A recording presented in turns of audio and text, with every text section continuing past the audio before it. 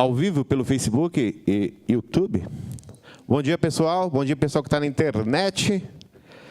Começando o último dia da segunda semana da comunicação do Projeto Conectados, da Rádio Conectados. Recebi a notificação do Face. Estamos ao vivo, sim.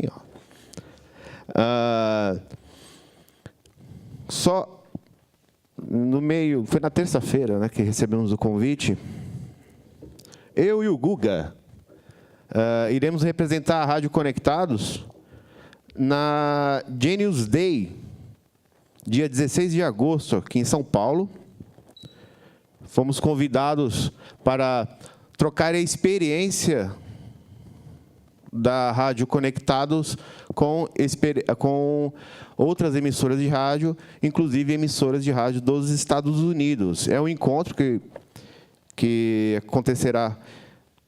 Quem está gerenciando, está promovendo esse encontro é a Informa, uma das nossas parceiras. Ela completa agora 20 anos em automação de emissoras. E a Music Master, também nossa parceira aqui com sistema de automação. O Genius Day vai acontecer dia 16 de agosto. Infelizmente, não dá para levar todo mundo, porque é fechado, né? São técnicas que poderão ser utilizadas com softwares que levará para a sua emissora ideias para melhorar a experiência do seu ouvinte enquanto gerencia melhor seu fluxo de trabalho. Então, isso será um tratamento de produção musical, um treinamento e troca de experiência de produção musical.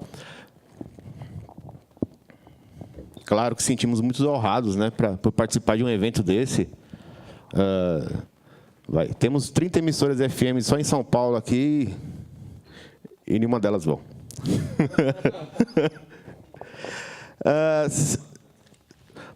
Passaram por aqui Pati Liberato, Luiz Silveira, do BR Logic, Ciro César, da Rádio Oficina, Fabiano Pascarelli, Priscila Dempsey, do SBT, Luiotti, Mário Rufini, Santa Fotografia, Vinícius Rodrigues, da TV Gazeta, Juca Rodrigues, da Universidade São Judas, Carol Lopes, Edic Batista, locutoras de mídia indoor, equipe Press Texto de Comunicação, DJ Zumble e Paulinho Correria, da 105 FM, ontem Edinho Filho, Érica Rezende, da TV Alesp, encerrando na sequência, às 10h40, o locutor Robson Ferri, da RF Mídia, com conteúdo estratégico para rádio nos dias de hoje. E agora tá chique o negócio. Cinematografia. Estética, crítica e história do audiovisual. Professores, curadores do Festival Entre Todos, certo? Jorge Crispum e Amari Brito. Pessoal, perguntas no microfone para o pessoal das lives entenderem o contexto.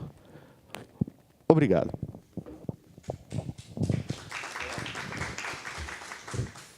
Bom dia, eu sou o Jorge, aqui está comigo a Mauri.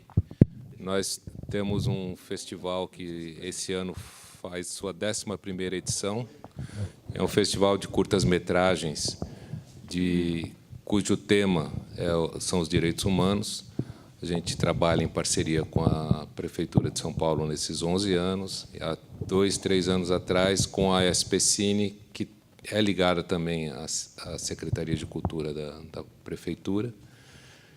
E o nosso trabalho é levar, a nossa missão, vamos dizer assim, é levar para a cidade, para os mais diversos pontos da cidade, filmes, né, que nós selecionamos entre centenas que nós recebemos todos os anos, filmes que tratem da questão dos direitos humanos de uma forma, vamos dizer assim, transversal, né? Não são filmes comuns, tem filmes que chegam do mundo inteiro, e é uma experiência muito rica, porque a gente leva esses filmes para locais em que raramente chega um festival de cinema, muito menos um festival de curtas e muito menos de curtas de direitos humanos. Então, é uma experiência muito rica.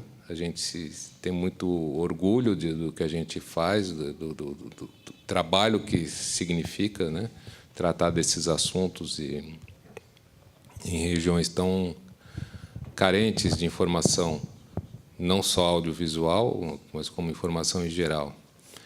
E esse ano, como no ano passado, nós começamos a fazer cursos, né? E um dos cursos tem esse tema, cinematografia, história do audiovisual, de uma certa forma. Depois o Amaury vai falar mais sobre isso. E a questão estética, a questão da cidadania, né? A questão de como isso permeia a nossa vida, né? A gente hoje vive num mundo totalmente absorvido pelo audiovisual, pelas leituras das imagens. Então, eu acho muito interessante a gente vir aqui falar com vocês e, né, acho que a maioria das pessoas que estão ouvindo tem interesse, de alguma forma, porque todo mundo hoje, de alguma forma, se relaciona com o audiovisual, quer seja pelo celular, quer seja pela televisão, quer seja pelo rádio. O rádio é o áudio do audiovisual, vamos dizer assim, é o caminho do áudio, né? E estamos aqui para falar um pouco sobre as experiências que nós temos, sobre os cursos que nós estamos, esse ano, fazendo novamente, para esclarecer para vocês o que a gente pode fazer com a imagem em relação à cidadania, o que a gente pode fazer em relação às nossas questões pessoais, né? Quando é uma obra artística, uma obra de autor, que a gente chama, né? Ou mais sociais, quando é uma obra que se relaciona com a sociedade ou da comunidade. E a gente recebe bastante filme e isso faz com que a gente tenha um olhar bastante amplo sobre o que está se produzindo. Então, a gente está aqui também para levar para vocês essas experiências que passam pela nossa tela, né? Então, eu vou passar para a Amaury se apresentar. Bom dia, Amaury. Na verdade, dentro desse projeto, eu sou responsável por conversar com vocês sobre a questão do audiovisual. E quando o Jorge coloca essa questão da formação, na verdade, nós somos constantemente afetados por imagens e por sons. E só que esse diálogo que a gente tem, tanto com as imagens quanto com os sons, nós não temos um aprendizado ou uma apresentação da maneira como verbalmente nós somos apresentados a partir de, basicamente, aos 2, 3 anos, porque nós temos uma escola que nos educa a partir de um código, que é o código da linguagem verbal, né? Então, nós temos uma estrutura, um sistema incorporado à nossa mentalidade, que leva em consideração, com bastante organização, a parte escrita. A imagem faz parte constantemente da nossa vida, porque o sentido da visão não só apreende o mundo que está à nossa frente, como ele possibilita que nós adiantemos algumas questões, como, por exemplo, uma simples situação de atravessamento de rua, né? Você não entra com o corpo no meio de uma rua com um veículo. Os seus olhos atravessam primeiro e depois eles retornam com a informação, permitindo que vocês não sejam atropelados. Em compensação, dentro do sistema de comunicação, principalmente, nós somos constantemente atropelados exatamente por uma carência de uma sistemática ou de uma forma organizada de transferir para a gente algum conhecimento a respeito da imagem. Então, basicamente, quando nós trabalhamos junto ao público e junto com esse público que também tanto produz, quanto media, quanto é observador, nós trabalhamos no sentido de trazer alguns elementos que facilitem, primeiro, a aproximação com a imagem e depois, dependendo do interesse de cada pessoa, cada indivíduo, consiga se organizar e organizar um conteúdo no sentido de transferir para terceiros o sentido que ele tem na vida e o sentido que ele quer dar à vida dos outros. Esse é um ponto básico dos nossos cursos de formação. E, quando eu falo sobre o sentido da vida, quer dizer, o sentido que nós queremos dar, a gente Geralmente aparece uma pergunta da seguinte ordem. Nós temos a capacidade, e eu vou deixar com vocês um pouco essa pergunta, e eu peço que ela seja respondida também nesse momento.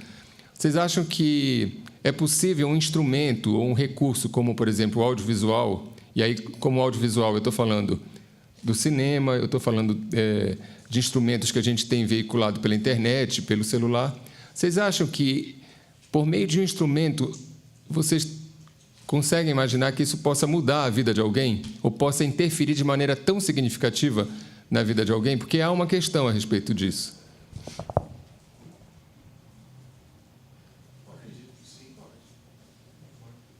Tem o microfone aí colocado, né?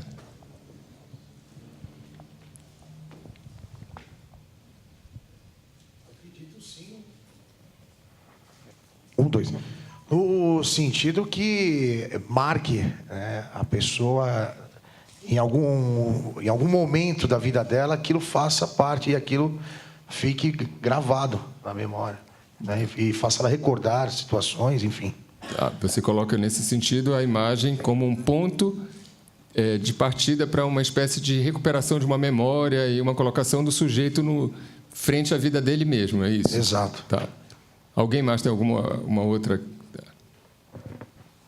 Bom dia, Jorge. Bom dia, Amaury, né? Isso. Então, eu possuo baixa visão, possuo cerca de 10% da visão, e antes do incidente que acabou por me proporcionar esse fato, né, que eu estou levando adiante até o fim da minha vida, sim, eu sempre tive um caráter assim, ser cinéfilo mesmo, de ir para o cinema cerca de 2 vezes ao mês, assistir filmes em casa. Para mim foi uma barra pesada quando aconteceu esse incidente na minha vida, mas eu fui logo depois tentando me acostumar e ir atrás dos recursos, né, para poder me adaptar à minha nova situação, como assistir televisão com mais proximidade da tela, ir ao cinema e ficar mais próximo da tela do cinema, nas primeiras fileiras, assistir filmes pelo smartphone, né, coisa que eu tenho feito muito. E uma experiência assim que foi marcante assim na minha vida foi quando eu fui num festival de cinema com audiodescrição para deficientes visuais. Sim. Apesar de ter a possibilidade, como acabei de explicar, de assistir ainda as obras audiovisuais, me aproximando mais da tela, né? Ali eu vi pessoas assim realmente extasiadas, emocionadas, sendo elas muitas deficientes totais de visão, totalmente, por assim dizer, popularmente no escuro, né? Tendo uma experiência que foi gratificante para elas. Eu conversei com elas depois, algumas delas, né, são até pessoas de amizade, pessoas de convivência nesse meio, e você percebia que, apesar de elas não estarem enxergando nada, só o fato delas estarem dentro de uma sala de cinema, de uma sala de projeção, saber que ali estava sendo exibido um filme, um conteúdo cinematográfico diante delas, e pelo fato de ter o sistema de audiodescrição, e elas poderem projetarem dentro de suas mentes o que estava acontecendo, aquilo foi muito emocionante. Acho que o fato dessa inclusão que está tendo cada vez mais para essas pessoas que possuem esse tipo de deficiência. Eu gostaria de saber também a opinião de vocês, o que vocês acham desse mercado de audiodescrição para poder proporcionar esse tipo de ambientação para pessoas que normalmente não podem ver um filme sua maneira física mesmo, o contato do olho com a projeção. Bom, não sei se o debate já começa aqui, mas vamos embora, né? Eu acho incrível. Qual é o seu nome? Marcos. Bom, a fala de vocês meio que se complementam, né? Quer dizer, você fala de uma coisa como um vidente, porque é uma pessoa que vê, né? Aprendi isso com ele, porque, para mim, vidente era aquelas pessoas que veem além do que nós vimos. Então, nós, como, vamos dizer assim, videntes, pessoas que não têm problema de coisa, também temos uma tela escura na nossa vida, que é, infelizmente, tem pessoas que são videntes, mas que não têm acesso a tudo que eles poderiam ter por conta das questões sociais, das questões de vamos dizer assim, de afastamento de uma área da cultura, uma área do cinema, que não chega até 99% da população. Então, eu vou aproveitar essa deixa e falar um pouquinho do festival, continuar o que eu estava falando, e a gente volta no que você perguntou, através desse exemplo.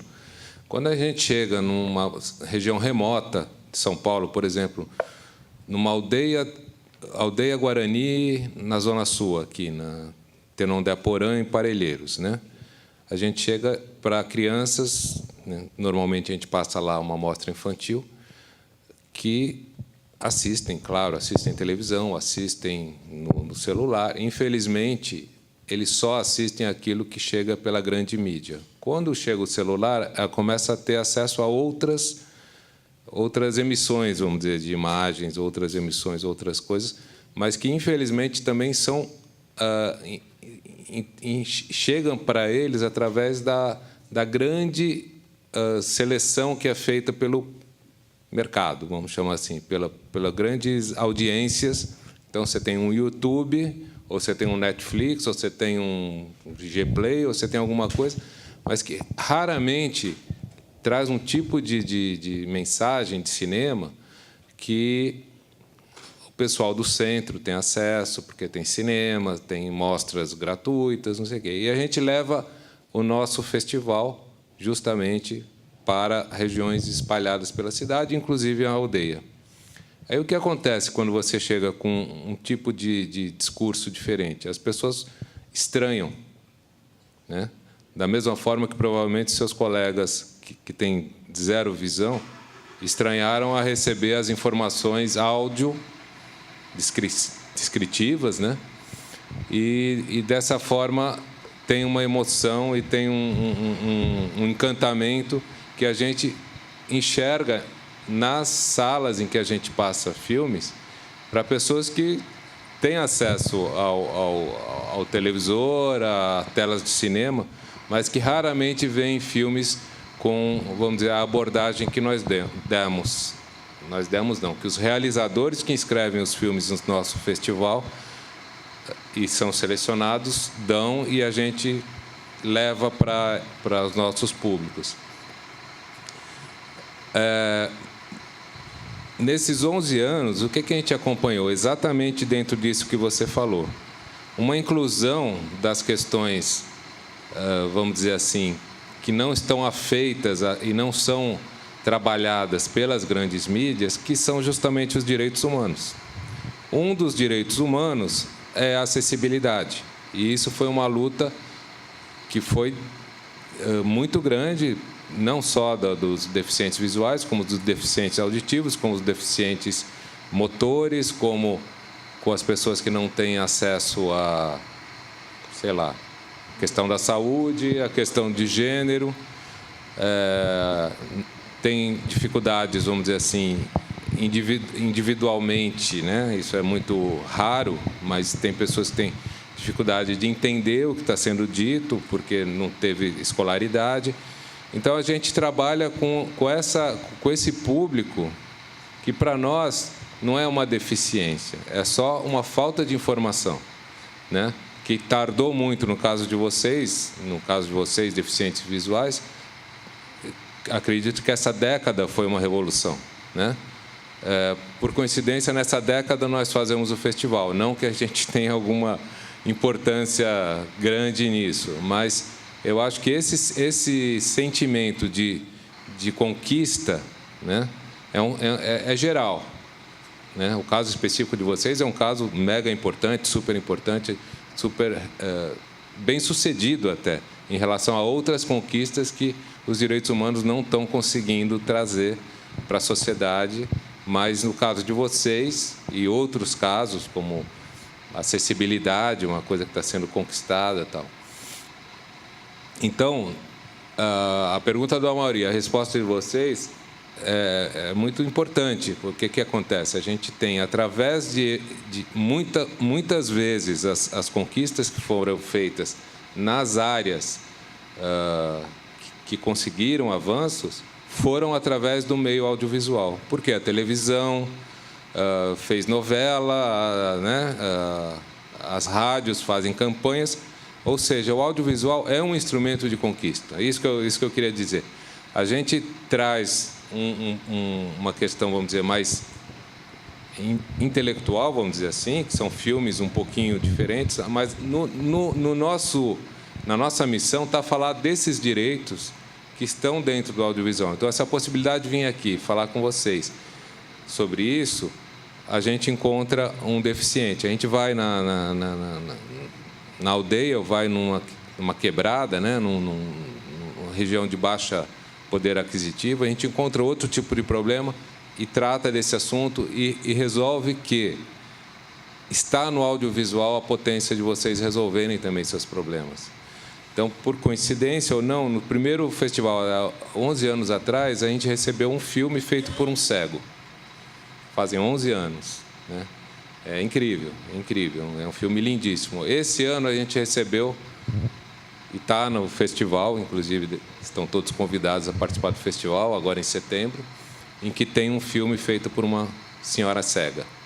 Então, é uma coincidência muito engraçada, né? A gente está aqui, você levantar esse problema, e eu me lembrar que no primeiro festival tem um filme feito por um cego, né? Isso é incrível. E nesses 11 anos, o que aconteceu com vocês, né? Com os seus colegas que, infelizmente, ou não têm visão ou têm deficiência visual. O Amaury, ele fez uma experiência num curso que a gente está fazendo, muito interessante, que ele vedou as pessoas, todos os videntes, né? Todos os 30 pessoas com a formação, um curso muito interessante que está acontecendo, e nós vivenciamos essa experiência, né, de passar um filme com eles vedados. Se você quiser falar um pouco sobre isso. Eu vou continuar com a pergunta, mas eu vou responder e até me colocar diante da resposta que vocês trouxeram. Há duas... Vou começar... Marcos, né? O Marcos trouxe... A pergunta que foi feita é se o audiovisual tinha a capacidade de fazer alguma mudança na vida de vocês, ou ele realmente afetava. E aí é interessante que as duas respostas que vieram foram da ordem do sujeito e do indivíduo. É engraçado que a gente, quando faz uma pergunta, a gente tem uma expectativa e, às vezes, essa expectativa é completamente preenchida e, às vezes, vai para outro caminho. Os dois primeiros caminhos que nós tomamos foi para um outro caminho que eu não imaginava que fosse surgir agora, até porque eu não imaginava que o Marcos tinha baixa visão. E eu vou tentar entrar um pouco no específico e no geral por duas questões. A gente vive numa sociedade que é conhecida como uma sociedade oculocêntrica.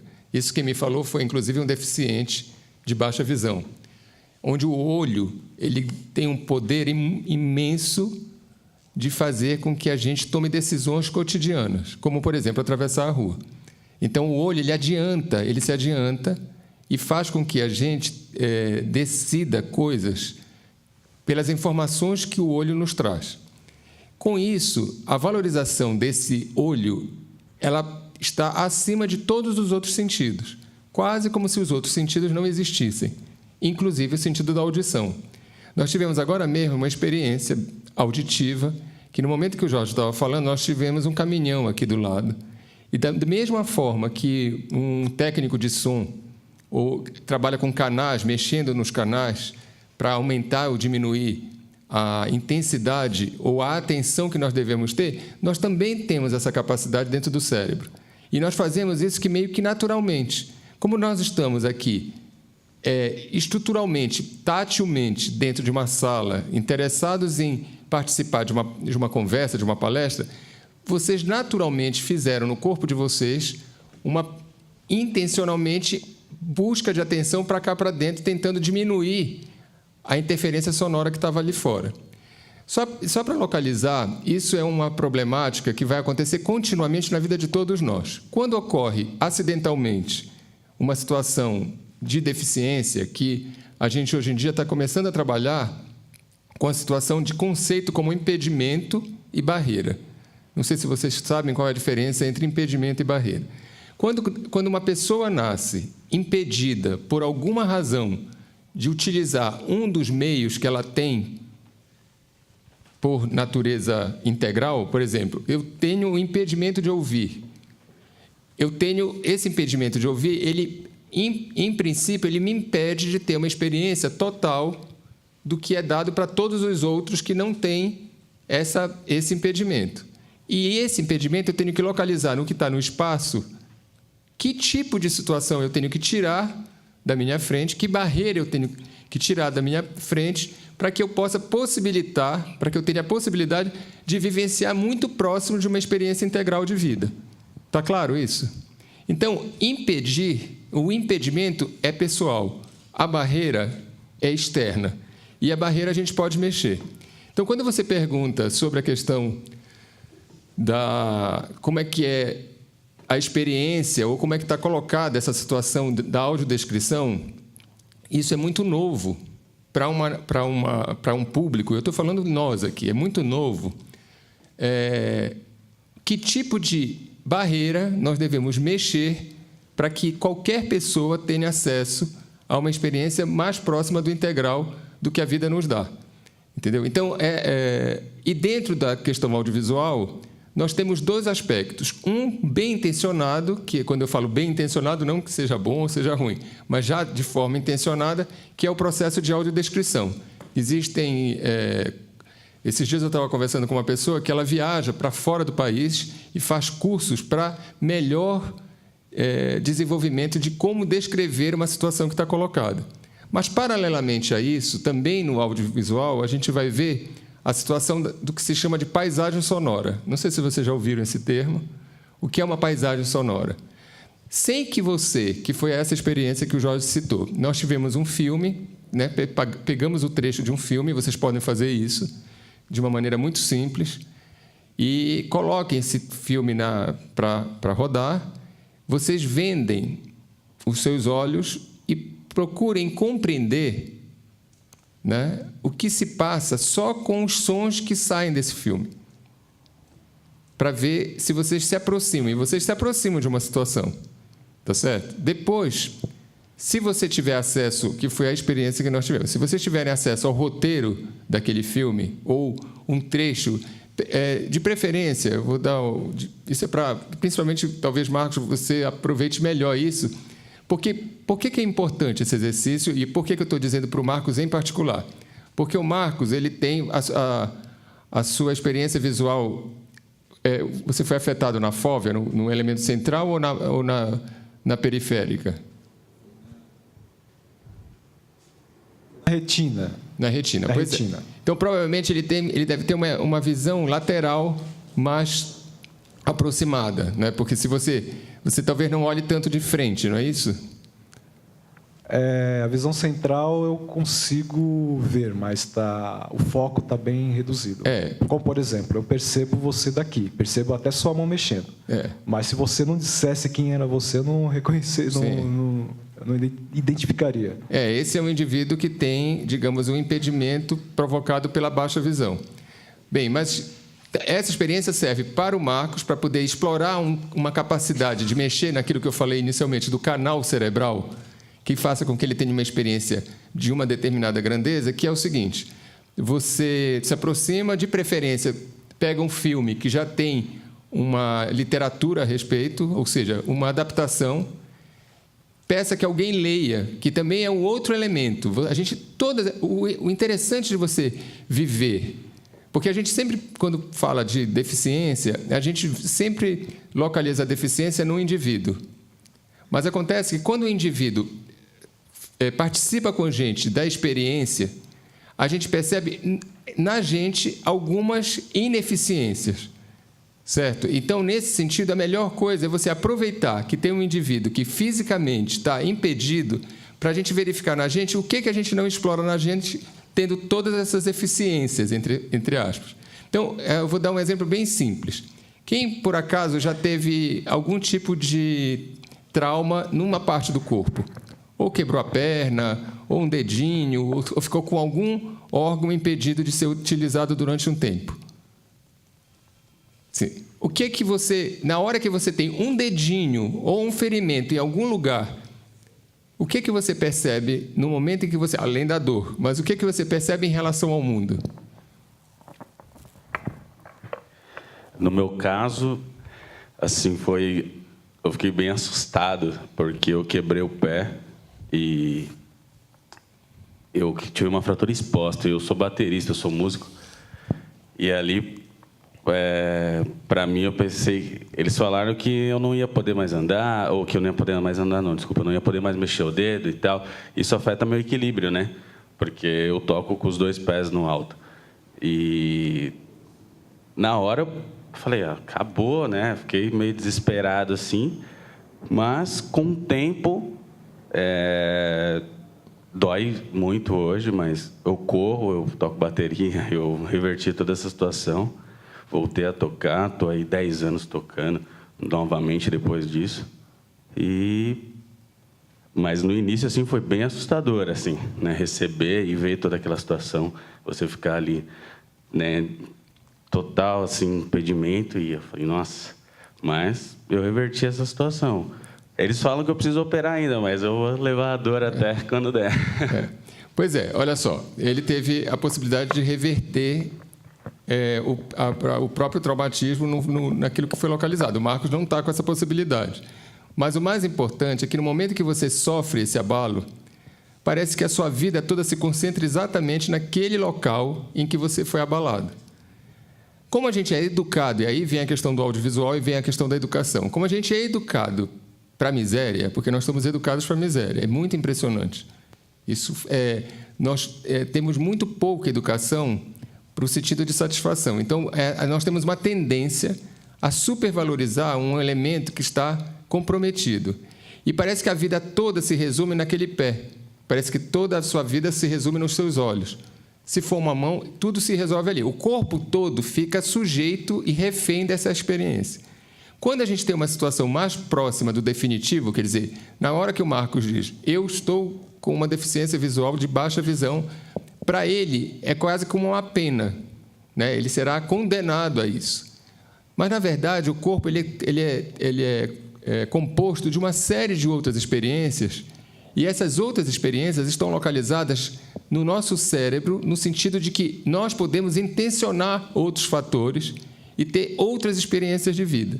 Então, é nesse sentido que, do ponto de vista audiovisual, como instrumento, e aí como instrumento para a deficiência, ele tem uma importância. Por quê? Porque, dentre as experiências plásticas e artísticas que a gente tem no mundo, a gente tem um homem inaugurando a sua presença no mundo, fora a experiência cotidiana do caçador ou de trabalho, na pintura, nas cavernas. Depois, mais adiante, bem mais adiante, nós vamos ter o contato do homem com a questão sonora da articulação da fala. Depois, nós temos mais adiante essa situação colocada no espaço do teatro, né? Aí você tem os corpos, que são corpos semelhantes aos nossos, colocados, digamos, num espaço de diferença, que é, por exemplo, uma altura, que faz uma diferença, que aí é a arquitetura, e fazendo coisas que nós fazemos no cotidiano, onde nós temos a possibilidade de, num distanciamento, nos deparar com os nossos problemas e organizar os nossos problemas. Esse é um processo de distanciamento que facilita isso. Posteriormente, nós vamos ter a fotografia, que traz, como o Jorge diz, de um lugar que nós não estivemos, a realidade que está acontecendo ali, para que as pessoas que não estão afetadas diretamente possam tomar decisões e mexer naquela realidade à distância, porque é assim a inauguração da fotografia. E, por fim, digamos, dentro dessa escala quase cronológica, nós temos corpos colocados numa tela de cinema com uma situação auditiva, com uma situação de verbo, com uma situação de olho e com uma situação sonora, né, que vem da música, vem do ruído. Isso é uma experiência muito próxima do que é o nosso cotidiano. Então, para que o homem... Que questão é essa que o homem repete aquilo que ele tem a possibilidade de existir no dia a dia? Qual é a função disso? Quem poderia me dizer que função tem essa de você sentar numa sala escura ou estar na frente de um filme e ver aquela situação que você tem cotidianamente se repetir? Quem poderia me dizer para que serve isso?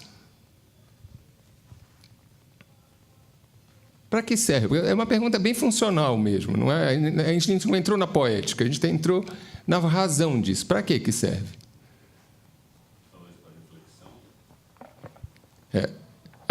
Como é seu nome? Henrique. O Henrique está dizendo reflexão. E para que serve refletir?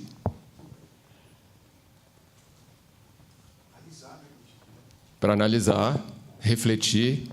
Então, vejam que o processo de formação está aí localizado. Analisar, refletir, aprender, repetir ou não repetir e ter a experiência de outras situações que, provavelmente, por falta ou por ignorar no dia a dia, porque o dia a dia nos consome numa contínua demanda.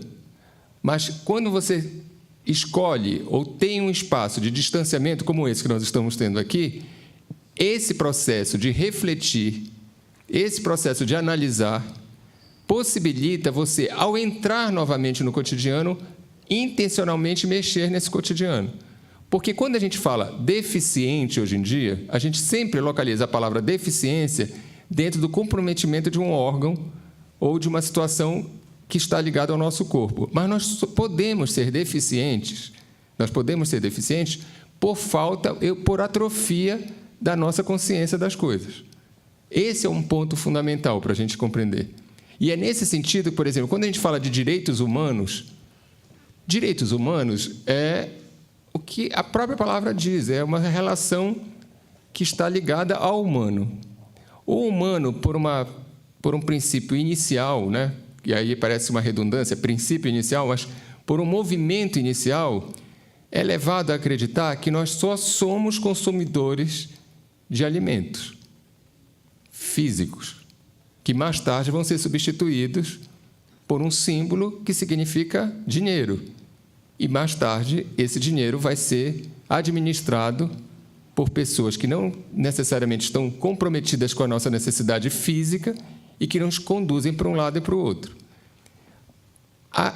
Quando eu expliquei quando eu falo que nós somos educados por uma espécie de miséria, é porque se você tiver sempre a noção de que você precisa, de que você é miserável, você está sempre precisando ter nas mãos alguém que lhe dê aquilo que você precisa.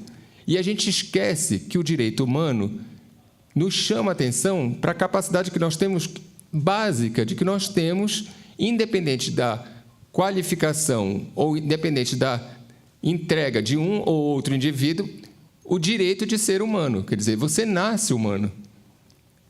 Há muito de nossa responsabilidade e muito da responsabilidade porque nós ignoramos isso.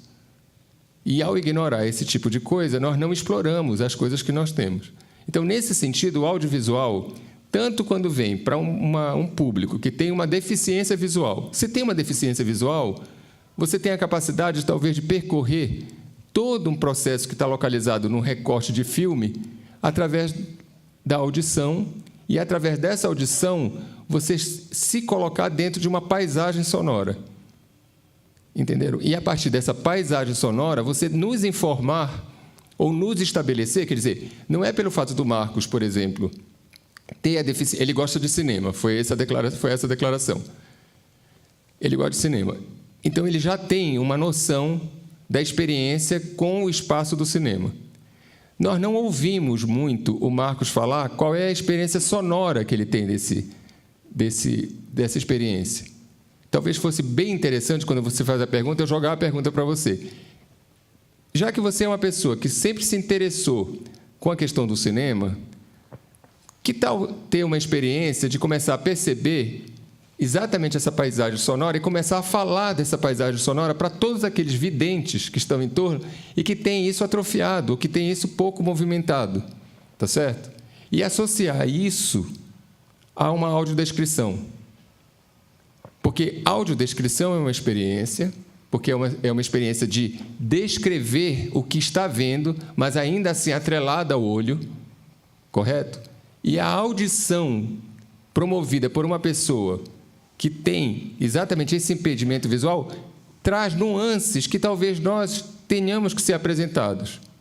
E talvez o lugar do cinema, o lugar do audiovisual, acompanhe, ele dê um espaço mais significativo do que simplesmente aquele de ficar na carência de pedir, de procurar. comece a investigar exatamente a partir desse ponto. É o que a gente tem feito com programas de deficiência, por exemplo. Esse é um ponto. Com relação ao seu colega, como é o nome? Sérgio. O Sérgio. O Sérgio nos leva para o sujeito, né? E aí ele vai recuperar a situação da memória, né? E que é importantíssimo a gente ter, a partir das histórias contadas, o recorte com as nossas próprias histórias. Mas isso está muito mais localizado na área da psicologia. Tá certo? De novo, o audiovisual colocado dentro de um espaço que vai nos afetar psicologicamente. Quando eu fiz a pergunta, eu fiz uma pergunta mais genérica e acabei tendo duas respostas pessoais. A gente tem, às vezes, um lugar que a gente fica quando está localizado. A gente aqui na frente tem um sistema nervoso afetado, porque a gente diz o que vai acontecer com a gente com essas pessoas colocadas na nossa frente. E quando a gente abre para a pergunta na plateia ou com o grupo, essas pessoas também ficam dizendo: será que o que eu vou falar tem algum sentido? Será que eu vou me expor demais? Será que eu vou ficar nesse espaço? Então, na verdade, existe sempre uma fronteira que precisa ser passada, né? Ser ultrapassada. Uma questão que eu tinha colocado no início, e eu sempre discuto isso, é o sistema de publicidade que existe no mundo. Vocês conhecem o sistema de publicidade. Vocês acham que vocês são afetados ou não pela publicidade? Diga.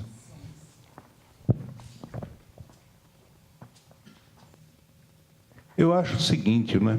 Aí eu acho que depende de cada um. Eu não me sinto afetado pela publicidade. Agora, às vezes eu tenho interesse em certas publicidades. Tem coisas que não me dizem nada, não é? Então, alguém vai dizer assim: mas você toma Coca-Cola porque toda hora você vê propaganda de Coca-Cola? Não, eu tomo Coca-Cola porque eu gosto, não é? Eu não dependo da propaganda da Coca-Cola. Eu tomo Brahma porque eu gosto, eu não dependo da propaganda. Agora, tem, às vezes, certas publicidades que aí me chamam a atenção. Isso aqui eu quero ver, me interessa. E tem coisas que eu passo batido. Tá? Eu passo totalmente batido. A publicidade está rolando e a minha cabeça está lá, não sei aonde. Né? Não tem o mínimo sentido para mim.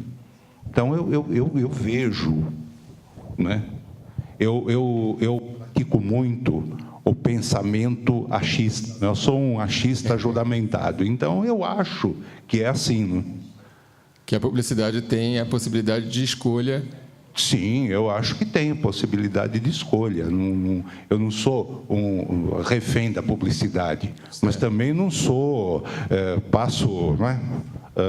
Em todas elas batidas. Tem coisas que me interessam. Sim. O que me interessa me prende. O que não me interessa, eu dispenso. Para você, a publicidade tem o estatuto de uma vitrine, por exemplo, que lhe mostra os produtos. Exatamente. E aproveitando tudo que ouvimos aqui, eu também tenho deficiência visual, não é? Sim.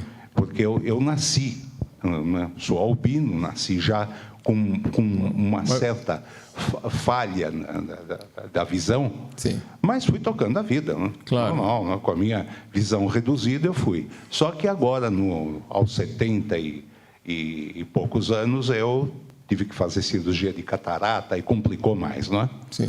Mas por outro lado, isso nunca foi um motivo de revolta para mim. Sim.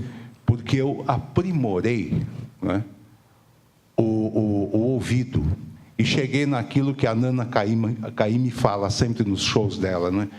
Este ouvido, como é que ela fala? Este super ouvido que eu tenho, né?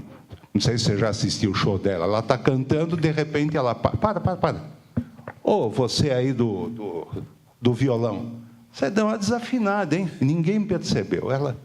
Ela é este ouvido aqui, viu? Sim. No meio de tantos instrumentos, ela detecta que o violonista deu uma desafinada. Sim, sim. Então, eu fui aprimorando isso, né? Por isso que hoje eu tenho um sentimento interior de musicalidade. Às vezes, eu falo, será que eu estou enlouquecendo? Eu fico pensando em música. Parece que a música tem um conjunto dentro da minha cabeça tocando, e eu fico pensando nos instrumentos.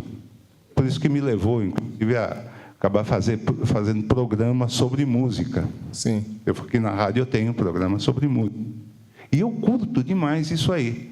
E talvez pelo fato dessa visão reduzida que eu cheguei a esse ponto, né? Talvez se eu não tivesse esse problema da visão, eu passaria batido também na música. Não teria essa afinidade com instrumentação e tal. E entendo a música sem ter feito escola de música. Sim, claro. E isso me prende demais, né? Como é seu nome? Leão Veloso. Pois é, senhor Leão, o que o senhor Leão acaba de colocar para a gente é exatamente isso. Ele, a partir do momento em que ele se vê impedido de ter uma experiência de um órgão, ele entende que ele acabe chegando a outra experiência.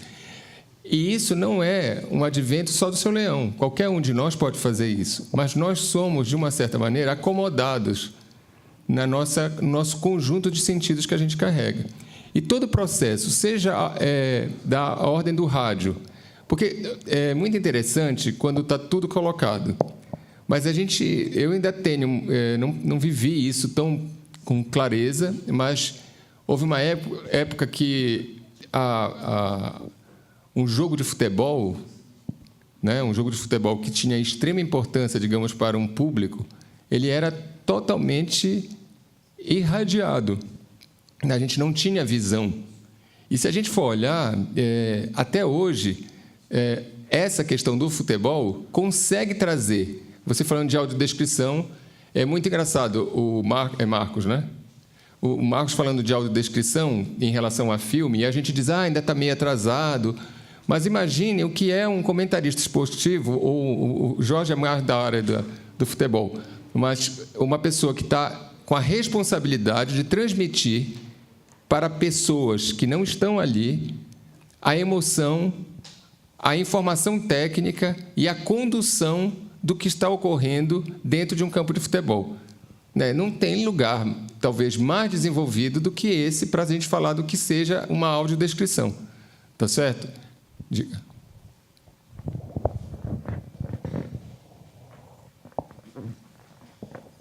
Bom dia, Jorge e Amauri. Meu nome é Edna Oliveira, sou radialista, locutora de eventos e animação. E justamente o que você falou, você tirou palavras da minha boca, falando da emoção. Vou pegar o gancho do Leão, do que ele falou, né? Do que ele passou sobre a emoção, porque em um dos meus programas, e é bonito o que ele falou, né? Que ele sentia a música. Sim. E isso é importante. Imagina como ele viaja nesse sentimento. Quando levar o ser humano a essa viagem, né? A esse sentimento, como se falar, a emoção. Sim. E eu tenho um quadro que Toca para mim Mensagens do Coração. E em uma dessas histórias que eu conto, um ouvinte, ouvindo uma dessa história, se emocionou e entrou em contato com a emissora. E eu não sabia, né? A gente não... Como você falou, você está ali, você não sabe quem você vai alcançar. Está falando para várias pessoas. E eu alcancei uma pessoa que estava com problema de câncer. E essa pessoa, assim, hoje ela não está aqui no nosso meio mais, ela já partiu. Sim. Eu me emociono porque, através de uma história que eu contei, levou a ela a ter assim, mais vontade de viver, a lutar pela vida. Então, isso, eu não pude visitá-la em vida ainda, mas eu visitei antes, mas não pude em uma ocasião que eu estava também em situações de dificuldade, mas eu fiquei feliz de saber que eu fiz a diferença. Sim. E como ele contou também, eu esqueci o nome dele, Sérgio. O Marcos. Então, isso para a gente é uma alegria, é uma realização de que você pode alcançar várias pessoas e fazer a diferença, de salvar vidas através de uma história, através de... E era uma história verídica que eu estava contando naquele dia. Então, aquela pessoa que com uma deficiência, ela ouviu, ela não estava visualizando, ela tinha problema de visão também e estava com problema de câncer. Sim. Ela não tinha vontade de nada, ela estava como vegetando. Sim. Mas através daquela história que eu contei, ela se emocionou. Sim. E ela sentiu vontade de viver. Entrou em contato conosco. E, assim, para mim, eu me emocionei. Eu me emocionei. E assim, tem outras histórias para contar, mas eu tinha que passar isso para você. Que nem você falou da deficiência. Às vezes a gente tem essa deficiência de não falar, né? Exatamente. Eu tinha que falar. Não, eu acho que o importante é o seguinte... Obrigada. Você disse seu nome, mas eu esqueci. Como é seu nome? Edna Oliveira. A Edna traz uma coisa que é importante para a gente pensar, que é o seguinte... o fato... E aí vem a localização da gente aqui em cima, conversando com vocês. Esse é um processo de comunicação. Tudo se resume à possibilidade de você comunicar. Né? Outro dia eu estava conversando com o Jorge sobre uma experiência com um cego surdo. Imaginar que um ser humano cego surdo exista numa determinada plenitude ou numa determinada experiência de satisfação, é quase meio que impossível. Porque se você pensar de uma maneira afastada ou de uma maneira mais técnica, o que é uma pessoa cega, e aí quando eu falo cega no sentido profundo, e uma pessoa surda no sentido profundo. Se você trouxer uma imagem, é uma pessoa presa num quarto escuro, sem som, com a possibilidade de existir assim 40, 50, 70 anos. Aí você diz, pronto, acabou a vida. Só para adiantar uma situação, a comunicação que é feita com pessoas que têm, digamos, esse tipo de impedimento, é feita através do toque nas mãos ou nas costas. Né? Então, os elementos são transcritos, por exemplo, na mão, a partir de uma codificação. Tá certo? E é muito interessante também, quando você está trabalhando com a experiência do cego profundo, e não tanto com baixa visão, o braille. Porque o que é o braille? É um conjunto de pontinhos. Mas esse conjunto de pontinhos, antes de ser um conjunto de pontinhos, aí a gente vai entrar na questão audiovisual. Imagine uma folha em branco com apenas um ponto. E esse ponto tem um significado profundo. Tá certo? Você, na sua pele, é muito interessante, e por que eu estou falando do processo de comunicação para todos nós? Então, há uma enorme contribuição de quando você tem uma experiência com uma pessoa que expõe, digamos, um determinado tipo de impedimento, como agora é o que o Mauro falou. A gente veio falar de audiovisual e a gente está recolocando de novo essa questão da deficiência. Mas não é a deficiência que importa, é o alertar para as outras possibilidades que nós temos. Mesmo nós que temos os órgãos constituídos. Então, se você pensar, por exemplo, no braille, você imagina uma folha em branco e um ponto ali. Aí, logo a seguida do ponto, você tem um conjunto de 3 pontinhos. E você atribui àquele pontinho uma capacidade de código. E, a partir dali, você faz um acordo e estabelece que esse código significa alguma coisa.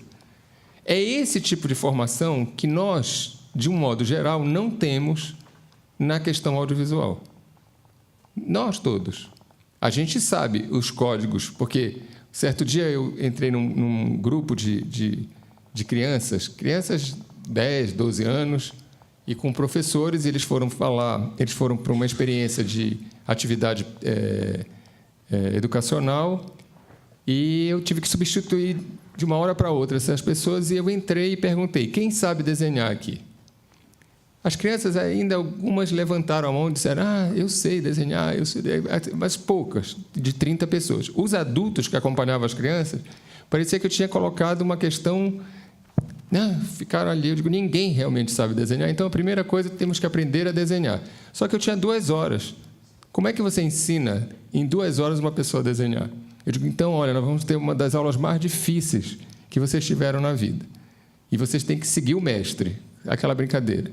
Então, eu peguei uma folha de papel em branco, coloquei um ponto. Eu digo, olha, esse é o lugar mais difícil, esse ponto aqui. Botei o ponto. Digo, repitam, é muito difícil. E todos eles botaram um ponto. Eu não acho difícil. Eu digo, então, agora nós vamos puxar uma linha, assim. puxar esse ponto assim com a caneta. Aí eles fizeram a segunda parte. Eu digo, está muito difícil isso, né? Porque, olha que isso é uma aula de desenho e vocês vão ter... Aí depois eu peguei, levantei essa linha meio inclinada, depois baixei essa linha inclinada e eles foram repetindo, assim, quase como se fossem... E depois eu passei um traço no meio dessas duas linhas inclinadas que se encontravam num vértice. E aí apareceu o A, a letra A. A partir dali, eu digo, está aqui, vocês sabem desenhar. Quem escreve sabe desenhar. Só que vocês têm afigurado na cabeça de que não sabem. A partir dali, eu comecei a combinar sólidos, formas, e fiz sorvete, fiz um rosto de uma pessoa, eu fiz uma casinha, e todos fizeram.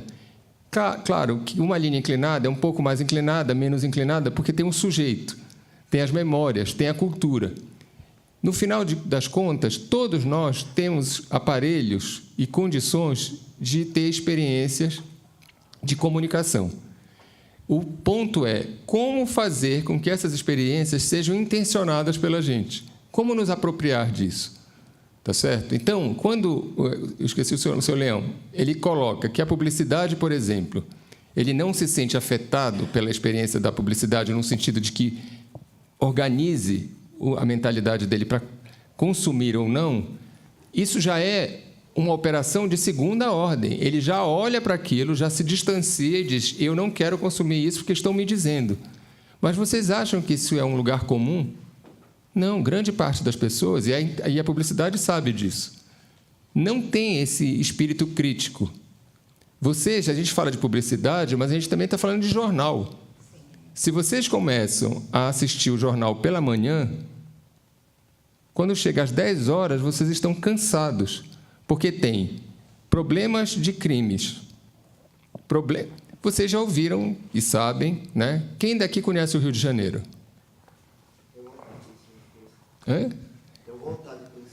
Você ainda tem vontade de conhecer o Rio de Janeiro, mesmo com que toda a colocação... Eu morei 8 anos no Rio de Janeiro, eu nunca fui assaltado. Mas, se eu assistir a qualquer momento atual, é possível que vocês pensem 2 ou 3 vezes antes de pegar um veículo para chegar no Rio de Janeiro. Não é isso? Certa vez eu viajei para Minas, né, para o interior de Minas, e era uma cidade bem pequenininha, e eu cheguei no hotel, e aí o garçom me perguntou, você é de onde? Eu disse, eu moro em São Paulo. Meu Deus! Aquela cidade em que os carros ficam todos com as rodas voltadas para cima. Eu digo, meu Deus, que imagem. Foi uma tempestade no Anhangabaú, que todo mundo vai se lembrar dessa imagem, que teve um aguaceiro e os carros ficaram voltados para cima. Naquele homem de Minas, o garçom, e era uma pessoa... Eles imaginavam que todas as vezes você vive num espaço, né? Então, vejam a capacidade que o conjunto entre áudio e visualidade, colocada intencionalmente sob um determinado contexto, é capaz de nos afetar. Vou fazer uma pergunta. Vocês, digamos que vocês todos têm condições de gastar um dinheiro que vocês carregam com vocês. Entre fazer uma viagem ou ir dividindo em parcelas e tudo mais para um lugar de prazer, um lugar de reflexão, um lugar de formação e um plano de saúde, o que é que vocês definem? O que é que vocês decidem? Pode.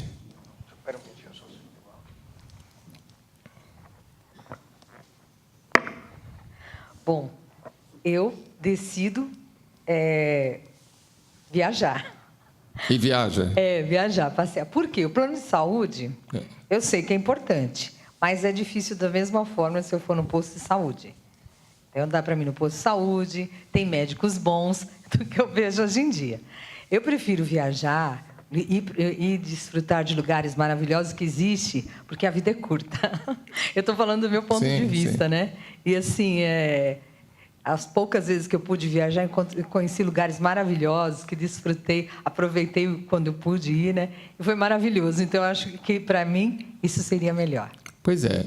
Então, é interessante que o público aqui traz outras informações. Nós temos uma pessoa que reflete frente à publicidade, temos uma outra pessoa que reflete sobre essa questão entre pagar todo mês para a possibilidade de ficar doente ou pagar todo mês para ter uma experiência de outra ordem, escolhe ter essa experiência de outra ordem. Mas essas não são coisas comuns, entendeu? Por incrível que pareça, essas não são coisas cotidianas. A gente tem, digamos, um público absolutamente ainda formatado dentro de uma questão que vem dentro de interesses que geralmente estão pautados em interesses econômicos. Esses dias, dando aula, inclusive no curso do Entre Todos, eu me deparei com uma situação. Eu assisti a um filme que eu vou tentar lembrar, o Jorge vai me lembrar aqui, porque eu esqueci o nome, que trata de um recorte da vida de duas pessoas que são pessoas de classe humilde, né? E que, nesse filme, retratava exatamente a experiência desse casal num baile funk, e o filme transcorre todinho numa situação X. O mais impressionante do filme, né, e isso é uma coisa para a gente refletir, né, à medida que e isso é uma questão para refletir, eu sempre reflito muito sobre a questão do Brasil, primeiro, porque eu sou brasileiro, né? Segundo, porque esses dias eu estava vendo um filme, eu estava vendo a questão da luz, que eu não vou falar aqui com vocês sobre a luz que a gente tem aqui, a gente não sabe ver essa luz, embora a gente viva na luz. Então, nesse filme, e eu queria pensar com vocês isso, porque isso eu me dei conta e eu fiquei bastante abismado. Então, esse filme, ele trata de um episódio na vida de duas pessoas pobres, morando numa periferia, ou morando num estado que também não tem um poder aquisitivo muito grande. E ninguém é criança aqui para perceber que, quando você está diante de uma pessoa pobre, ela veste roupas pobres, ou ela veste um determinado conjunto ela fica envolta numa série de elementos que identifica-se que ela tem uma condição financeira menor, tá certo? E o comportamento, muitas vezes, apresenta essa situação financeira menor. Mas o elemento que mais me chamou a atenção era um filme de 25 minutos. Então, ele tratava desse casal e do drama que acontecia na vida desse casal. A coisa mais importante que me chamou a atenção foi o seguinte: eu, como brasileiro, dentro de uma experiência de vida um pouco mais favorecida do que dos personagens que estavam ali, não me identificava com aquelas figuras de imediato. Eu identificava com uma situação quase assistencialista daquele. Então, por exemplo, quando você vê uma pessoa que tem uma situação financeira abaixo da sua, dentro do Brasil, você normalmente começa a resolver coisas para essas pessoas, ou tentar dar um jeito na vida dessas pessoas. Só que o filme não tratava dessa questão. O filme tratava de um sentimento que é comum a todo ser humano. Em nenhum momento do filme, apesar da forma, apesar da narrativa, nos mostrar que essa pessoa participava de uma classe social de outra ordem, o estado que aquela pessoa vivia era comum a todas as pessoas. E é muito impressionante, porque eu já experimentei passar esse filme em outras situações. Agora, foi muito pouco tempo. E todas as pessoas a que eu mostrei, ela dizia, mas a gente poderia resolver. Não era para resolver, era simplesmente para irmanar, para ter um estado de empatia. Porque o trecho final do filme nos apresenta uma situação de que nós somos realmente parte de uma mesma situação. Entenderam? Então, um outro aspecto do audiovisual, um outro aspecto de determinados filmes, de determinadas situações, é mesmo no distanciamento, ou mesmo na não experiência real, a gente se aproximar, comunicar, codificar e criar discurso e se entender, né? Só complementando, por mais assim que a nossa situação necessite, né, de bons médicos, da situação na área da saúde, você entendeu, então, o meu ponto de vista? Entendo. Agora, deixa eu passar para você. Entrando agora no contexto do cinema, é uma oportunidade agora com profissionais como vocês, essa visão. Um exemplo, eu Sou muito fã do cinema nacional.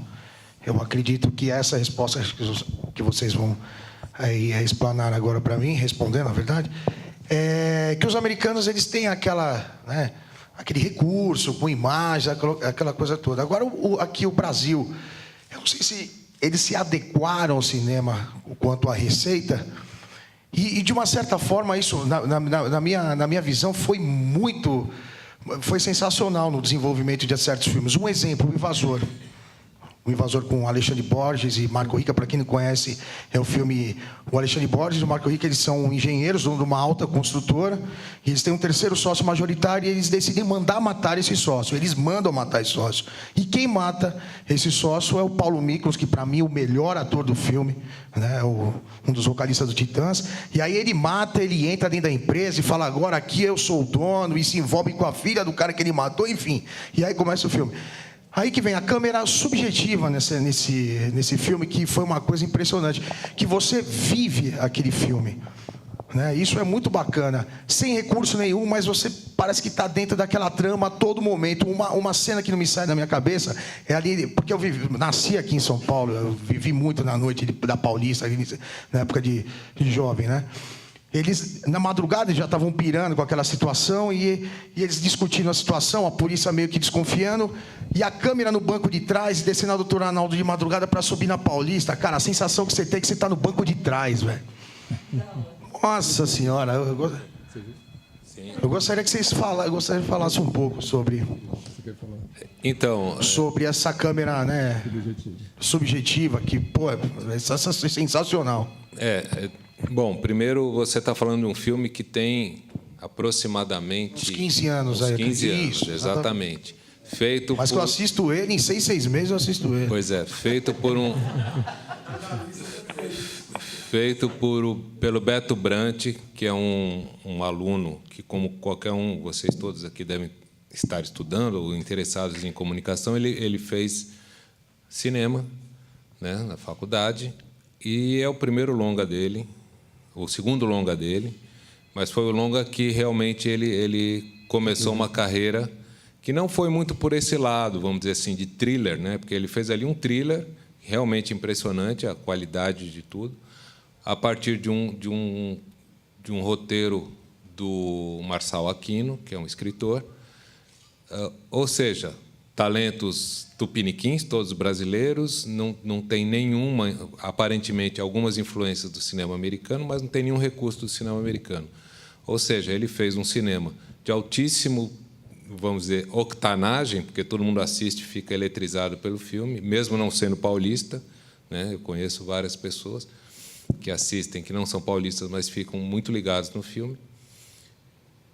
Claro que ele usou alguns recursos da dramaturgia que Hollywood, o cinema americano, ensinou a gente a gostar, né? Ensinou aí o que o Leão falou, de uma exceção. Eu acho que o Leão é uma exceção, porque a maioria de nós acredita no excesso, porque a gente é castigado por uma máquina de indústria cultural, do cinema americano, dos grandes blockbusters, etc., faz com que a gente acabe admirando aquilo e renegando aquilo que é nosso. O cinema brasileiro é muito rico, né? Um dos primeiros cineastas do mundo é um pernambucano, é o Albuquerque, não sei o quê. Limite, não. Não é o Limite, é um anterior. Quer dizer, ele pesquisou a mesma fase que os americanos e os russos e outros europeus estavam pesquisando. É um cara bem nascido, tal, mas pesquisou. E o cinema não avançou aqui, como muitas coisas não avançaram aqui, por uma série de motivos que não cabe aqui a gente falar agora. Mas algumas pessoas fazem cinema. E é disso que a gente trata, voltando e retomando a história inicial. O festival traz muitos filmes feitos por pessoas que têm qualidades, né? Vamos dizer assim, potências de fazer filmes, não como o Beto Brant, eventualmente, mas pode até ser mais ou melhor que o Beto Brant daqui a uns anos, né? Que resolvem pegar o seu celular, uma câmera mais amadora, digamos assim, e fazer um filme, e a gente tem resultados impressionantes. Ou seja, você não precisa da máquina da indústria para fazer um bom filme, né? A gente está acostumado a julgar. Antes, o cinema nacional era uma porcaria, né? O som era ruim, as coisas eram ruins, né? Mas ruins em relação ao quê, né?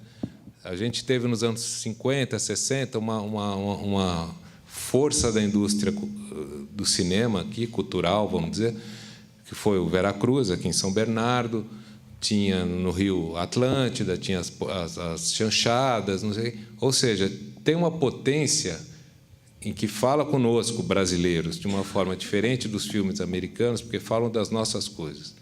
Mas quem domina o poder da exibição, da distribuição, e logo mais ali, nos anos 60, 70, domina a televisão, falou, eu prefiro que não tenha essa produção. Porque essa produção faz aquilo que o amigo ali, você falou, refletir, né?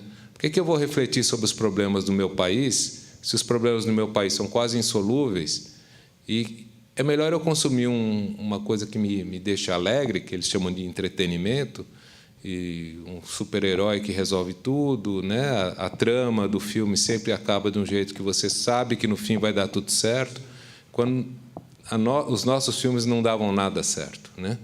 Então, por que a gente trabalha contra esse cinema nacional, vamos dizer assim, a gente, que eu digo, o sistema trabalhou contra o sistema nacional, sistema do cinema nacional, porque o sistema nacional causa o que o invasor causou em você, muitas vezes, né? De vez em quando, a televisão, a Rede Globo, traz um assunto, como teve uma novela Avenida Brasil, em que traz um registro de uma periferia, como a Mauri está contando, de um outro tipo de filme, que é o filme nacional feito na marra, vamos dizer assim, mas traz de um jeito totalmente maquiado ou totalmente manipulado, para que a gente fale, não, mas é assim mesmo. E assim é legal, olha que legal. Tem a personagem engraçada, tem o cafetão, tem a dança, tem o samba, tem não sei o quê, mas a vida é assim, naturaliza as coisas. Então, como se fosse bacana e que fosse... Pode ser até prazeroso para aquelas pessoas, como esse pessoal que está no filme que a Mauri está citando, que é de tanto olhar o céu. Coloquem, quem tiver interesse, procure no Porta Curtas. Eu não vou me lembrar o final porque eu pego longo, ali, depois eu falo para vocês. De tanto olhar o céu. De tanto olhar o céu, vocês vão identificar, já com esse tempo. Mas procurem e vejam o filme. Então, só para terminar e passar a palavra que o Leão quer fazer uma pergunta. Eu acho que o que você está falando de cinema nacional, de uma certa forma, eu me sinto até, de uma certa forma, orgulhoso de fazer o festival e trazer uma série de novos cineastas, ou novos potenciais cineastas, mostrar o filme para 20, 30 mil pessoas todos os anos, né? Isso é muito interessante, porque existe uma potência, existe uma fábrica estava até comentando com você, tem uma fábrica de novos realizadores, né, por causa das faculdades, das escolas, dos cursos, e existe uma potência, existe uma qualidade incrível que todos nós temos, né? Até deficientes visuais, como eu falei, que 2 filmes que a gente recebeu com uma defasagem de 10 anos aí. Até não sei, o Jorge talvez vai dizer onde é que ele vai encontrar. Tem um filme já de festivais passados que também vocês devem ver, que é o filme do Carroceiro, como é o nome do? Dia Sim, Dia Não. Dia Sim, Dia Não. Ele é feito com um celular. Celular, né? Não, naquela época era uma máquina dessas de fotografia que filma com uma qualidade bem precária. Mas procurem, não sei, talvez colocando no... Está totalmente liberado. Dia Sim, Dia Não. Dia Sim, Dia Não. É um filme que deve ter o quê? 15 minutos? Acho que 9. 9 minutos. Assistam, porque é uma metáfora de uma situação que vocês vão rapidamente identificar. Eu acho que vale a pena, falando dessas questões de ordem técnica e de ordem do discurso, porque você pode ter um filme absolutamente fundamental e pode ter um filme alienante, né? Há projetos de alienação através da comunicação, né? E não vai fugir a questão do audiovisual. O audiovisual, com a potência que tem, pode ser veículo de alienação, né? Diga, Leão. Primeiro, eu lembrei, a Nana Caymmi disse que tem ouvido absoluto. E eu acabei entendendo que eu também tenho esse tal de ouvido absoluto. Segundo, sobre Braille, procurem ouvir uma música de um músico português, Pedro Joia, e a letra do Tiago Silva, que é um letrista português, foi gravado pela Nausete, chama-se Canção em Braille. Certo. Ouça e você viaja no Braille ouvindo essa letra. Outra coisa que também, essa questão toda que eu já falei lá atrás, me proporcionou na vida, é me fascinar pelo diferente. Sim, né? Claro. Porque isto é uma coisa que me preocupa demais, né? Essa enxurrada do tudo igual. Cito um exemplo. Aí um dia, um agente de viagem chega para mim e fala assim: o senhor já foi à Europa? Falei, não fui. Não tive oportunidade. O senhor não quer visitar Paris? Eu falei, não. Eu falei, eu não conheço a Ponte Hercílio Luz, que eu tenho tanta vontade em Florianópolis. Como que eu vou conhecer Paris? Eu primeiro quero visitar a Ponte Hercílio Luz. Talvez pode ser que até me arrependa. Depois eu falo, nossa, mas que ponte horrível, que coisa feia isso aqui. Mas eu tenho vontade. Então, a minha vontade difere da maioria, está entendendo? Entendo. Sabe a vizinha? Ah, meu bem, a vizinha foi para Disney, eu também preciso ir para Disney. Ah, meu amor, fulano foi para Roma, foi visitar o Coliseu, eu também quero ir visitar o Coliseu. Sabe esse tipo de coisa? No Brasil, nós temos muito esse problema. E como é que eu acabei por ter essa coisa com o Brasil também, né? Eu penso muito em Brasil, nos nossos problemas, nas nossas dificuldades, e eu acho que nesta encarnação eu vim para ser brasileiro, eu sinto isso, não é? Me colocaram no lugar certo, falou, é aqui que você vai ficar. E me dei bem com isso, e sofro com as mazelas que nós temos. Sim. E me preocupo, não é? E tem um comportamento assim, arredio, com aquela história de, sabe quando você chega na esquina e o motorista faz uma coisa qualquer, aí o cidadão vira para você e fala assim, se fosse na Alemanha, se fosse em Nova York, puta, isso como me faz mal isso, sabe? Isso me dá um... Aí eu falo para o cara, vai lá e você vai ver que tem o cara que faz isso também, pô. Para com esse negócio, não é? O garçom brasileiro, ele, quando te atende mal, ele é mal educado. O garçom francês é uma tradição a grosseria do garçom francês. O táxi amarelo em Nova York, sujo, é tradição. O taxista brasileiro é porco. Lá, o taxista é uma tradição. O táxi sujo, entendeu? Coisas desse tipo, né? Que a gente tem que ouvir. Isso é exatamente fruto até de uma estrutura que ainda não está assumida pela gente. E agora, só né? concluindo, para não tomar mais o tempo, dizer o seguinte, como é que eu cheguei a essa situação na minha vida? Eu tinha lá meus 13, 14 anos, e meu pai resolveu fazer armários embutidos em casa. E naquela época, né, eu era levado pela onda do Bill Haley e seus cometas e Elvis Presley. E só ouvia isso. Mas tudo bem. Aí veio o marceneiro. E ele abriu a caixa de ferramenta e, com a minha visão sempre um pouco mais reduzida, eu já cheguei mais perto para ver as ferramentas, né? Aí o marceneiro virou para mim e falou, você nunca viu isso? Falei, não, estou curioso só, estou dando uma olhada. São ferramentas suecas. Serrote, martelo, chave de fenda. Aí eu pensei comigo, como é que é? O meu país não produz serrote, martelo, chave de fenda? Mas me deu uma revolta tão grande que a primeira coisa que eu fiz, eu peguei o telefone e liguei para um amigo e falei, ó, passa aqui em casa, que aqueles discos que eu tenho aí que você gosta, que eu até agora gostava, não estou gostando mais, eu vou dar todos para você, tá? Pode levar tudo embora. E passei a me voltar né, para a música brasileira, para as coisas do país. Isso me deu uma alavancada que eu fiquei assim com um pé para trás com isso, né? Foi dessa forma que eu... Entrou no Brasil. Exatamente. Enfim, bem-vindo ao Brasil. Bom, eu acho que já estamos no horário. Eu queria só agradecer e deixar um recado aqui para vocês. A gente foi convidado para participar aqui com muito prazer, foi muito bacana. Vocês estão da comunicação, estamos no rádio aqui, falando com pessoas provavelmente interessadas. O Entre Todos, que é um festival que nos uniu aqui, que fez estarmos aqui hoje, vai acontecer agora em setembro.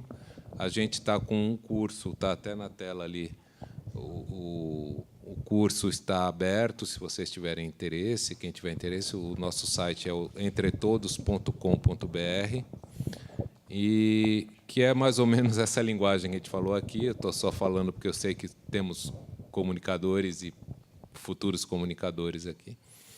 E o festival em si acontece de 10 a 15 de setembro. Estaremos aqui perto, a gente vai estar em 60 e poucos pontos da cidade e outras cidades do interior. Sempre gratuito, tanto o curso quanto o festival. Seria um prazer recebê-los, tanto no festival como no curso. E qualquer coisa, o site tem contatos, etc, etc. É uma pena que o tempo é curto, mas foi um prazer, e é muito importante a gente ouvir esses depoimentos que poderiam se estender, e a gente está à disposição. Muito obrigado aos conectados. Jorge, Amaury, a gente queria agradecer e também passar aqui pelas nossas redes sociais, agradecer todo mundo que comentou, todo mundo que curtiu aqui. Primeiro eu vou falar a galera que curtiu: o Odo Nascimento, a Marie Mercedes e a Janete Góes aqui, e a gente tem algumas opiniões sobre a influência das propagandas, né? Algumas opiniões diferentes da que o Leão passou para a gente. Só antes, o Antônio Mendonça disse que está adorando a palestra e que daqui a pouco ele está passando aqui na Conectados. Beleza, vai ser muito bem-vindo. O Alexandre Nunes disse que somos, sim, influenciados e muito pela propaganda. E a Tainá Kurtz também, ela está dizendo que a propaganda ela influencia toda uma parte da população, sendo pessoas que acreditam ou não. Certo.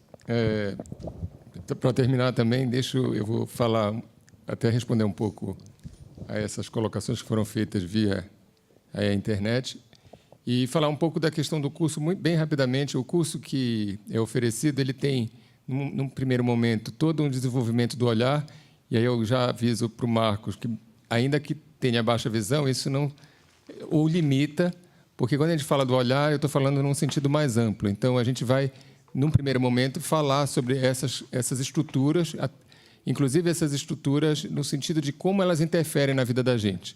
Quer dizer, despertar para esse tipo de situação que nos coloca de forma naturalizada, sofrendo a interferência desse olhar e nos posicionando perante a vida frente a esse olhar. Isso não existe por acaso, isso tem um percurso que nos faz obedecer, refletir ou nos posicionar frente a isso. Então, o curso tem um primeiro momento com relação a isso.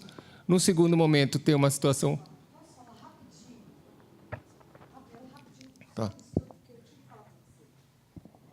Sobre essa visualização que você falou do olhar e da publicidade, eu estava fazendo uma propaganda lá na Praça da Sé, e tinha uma pessoa de rua que, vendo a minha propaganda, ele se emocionou vendo minha alegria, e ele ficava ali. E então ele começou a trazer presentes para mim. E ele vinha todas as manhãs, quando eu fazia propaganda naquela loja, então isso chamava a atenção dele. E ele falava assim: eu vejo Jesus em você. Entendi. Então, eu tinha que passar isso para você, que você falou, faz a diferença, né? Alguma coisa chamava a atenção dele. Exatamente. E eu tinha que passar para você. Obrigada. Obrigada, meninos. Obrigado. Então, e aí, num segundo momento do curso, você vai ter uma experiência com os instrumentos, e aí entra um pouco dessa questão tanto da edição, quanto a questão da utilização de câmeras, o posicionamento da câmera, como é que faz uma narrativa a partir de um ponto subjetivo, através da localização do roteiro, argumento. Então, isso também está contemplado no curso. E tem uma proposta que não é obrigatória no sentido de vocês saírem cineastas, mas no sentido de produção. Quer dizer, vocês têm condições de compreender. O curso, basicamente, oferece 3 focos. Um foco, que é o foco da assimilação, ou seja, daquele espectador que quer entender um pouco mais daquilo que ele se sente implicado no ato de ir ao cinema ou assistir qualquer filme. O da mediação, quer dizer, ele, de certo modo, ele apropria para que vocês tratem do assunto de uma maneira mais técnica e também conceitual a respeito do que vocês veem, no sentido de passar para terceiros essas colocações que o audiovisual traz, e um início para aqueles que querem investir no sentido de produzirem filmes ou entender mais ou menos como é que funciona o instrumento. Então, essa é basicamente a estrutura do filme. Com relação a... Eu agradeço a participação das pessoas na resposta à publicidade, e eu queria deixar bem claro que, quando eu citei a publicidade, eu citei como um elemento que é absolutamente intencionado. Não existe publicitário que faça qualquer peça publicitária que não tenha uma intenção. Só que isso não é um advento só dos publicitários. Qualquer um de nós pode produzir coisas com a consciência da intenção. Então, sem dúvida nenhuma, diferente do Leão, mas o Leão já traz, até pela história de vida dele, insights, né, elementos que fazem com que ele desperte, e a gente tem a proposta de que, quando isso não acontece espontaneamente, a gente intencionalmente provoca em vocês uma determinada mudança para que vocês se sintam cada vez mais brasileiros e com validação do que é a cultura brasileira. Isso é uma questão que tem aqui que a gente trouxe, ou pelo menos teve a intenção de trazer aqui nessa conversa com vocês. Tá certo? Eu agradeço. Obrigado. Obrigado, Jorge e Amaury. Pessoal, uma pausa de 2 minutos. Ela está diminuindo. As primeiras pausas 10, depois 5, agora 2, tá? Que já Robson Ferri, da RF Mídia.